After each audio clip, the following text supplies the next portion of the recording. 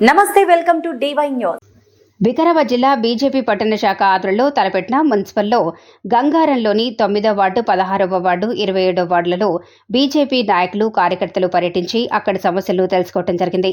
ముఖ్యంగా డ్రైనేజీ వ్యవస్థ, కొన్ని చోట్ల రోడ్ల నిర్మాణం, పార్క్ సమస్య, డ్రైనేజీ పూడికతీత, వృద్ధులకు, వితంతువులకు పెన్షన్ సమస్య, శిథిలావస్థకు చేరిన ఇళ్లు, గంగారం దగ్గర ఉన్న డంపింగ్ యార్డ్కు సరియైన సదుపాయాలు లేక డంపింగ్ యార్డ్ బయట వేస్తున్నారు.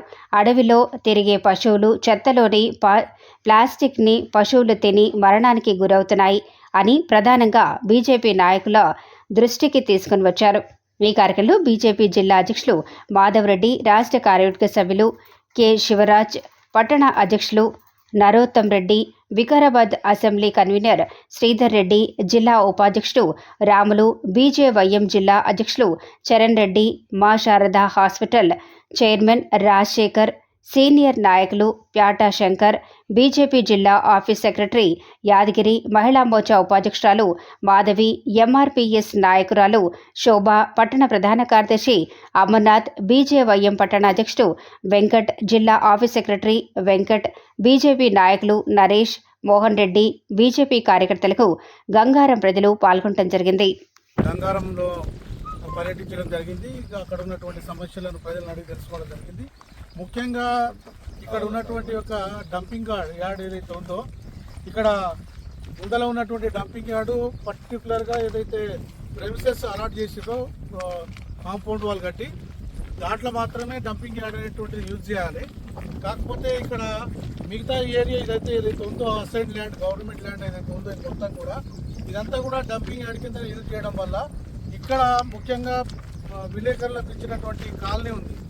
అక్కడ వాళ్ళకు దుర్గంధం రావడం, ఎవరు కూడా వాళ్ళు ఇల్లు కట్టుకున్నా కూడా నివాసం ఉండే యోగ్యత లేనటువంటి ఒక పరిస్థితిలో ఉండడం జరిగింది. అదే రకంగా ఇక్కడనే మనకు ప్రముఖ దేవాలయము అనంతగిరి అనంత పద్మనాభ స్వామి దేవాలయంకు ఈ ప్రాంతంలో ఉన్నటువంటి భక్తులు ఇచ్చేటువంటి ఒక ఆవులు కానీ లేగదూడలు ఏవైతే ఉన్నాయో ఈ డంపింగ్ యార్డ్లకు రావడము, ఇక్కడ ఉన్నటువంటి ఒక మా మురికిని తినడం వల్ల కూడా అవి అనారోగ్యానికి గురి కావడం అనేటువంటి జరుగుతూ ఉన్నది. ఇక్కడ ప్రభుత్వం ఉన్నప్పటికీ కూడా మున్సిపల్ చైర్మన్, తర్వాత ఈ ప్రాంతం నుండి ఎన్నికైనటువంటి శాసనసభ్యులు స్పీకర్గా ఉన్నప్పటికీ కూడా ఈ గత 8 నెలలుగా ఈ ప్రభుత్వం, కాంగ్రెస్ ప్రభుత్వం వచ్చినప్పటికీ ఈ యొక్క మున్సిపాలిటీకి నిధులు ఇవ్వకపోగా ఎక్కడ ఏ సమస్యలు అక్కడే ఉన్నాయి.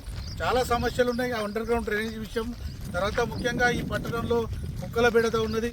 తర్వాత ఈ యొక్క గంగారం గ్రామంలో అయితే శిథిలావస్థలో ఉన్నటువంటి యొక్క ఇండ్లు, ప్రజలు అందులో ఉండి ఈ వర్షాభావంతో ఎప్పుడు కూలిపోయి ఎప్పుడు చనిపోతాం అనేటువంటి ఒక భయాందోళన గురయ్యేటువంటి ఒక పరిస్థితి కనబడతా ఉన్నది.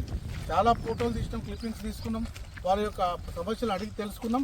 కాబట్టి ఈ అన్ని సమస్యలను పరిష్కరించాలని చెప్పేసి భారతీయ జనతా పార్టీ వికారాబాద్ పట్టణ శాఖ తరఫున భారతీయ జనతా పార్టీ జిల్లా శాఖ డిమాండ్ చేస్తూ ఉన్నది. ఖచ్చితంగా ఈ అయితే వార్డుల పర్యటన ఉన్నదో భారతీయ జనతా పార్టీ తరఫున ఖచ్చితంగా ఏ వార్డుకు ఆ వార్డుకు నివేదిక తయారు చేసి సంబంధిత మున్సిపల్ కమిషనర్ కానీ మిగతా ఇంకేదైనా సమస్యలు ఉంటే దాన్ని కలెక్టర్ దృష్టికి తీసుకుపోయేటువంటి ప్రయత్నం చేస్తాం.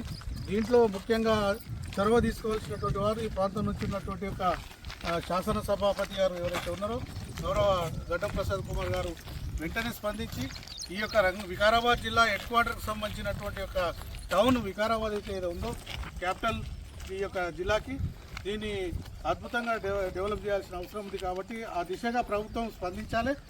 లేకపోతే భారతీయ జనతా పార్టీ ఈ పర్యటనే కాకుండా ఈ సమస్యలపైన పెద్ద ఉద్యమం తీసుకొని పోరాటం చేస్తామని చెప్పి తెలియజేస్తా ఉన్నాం.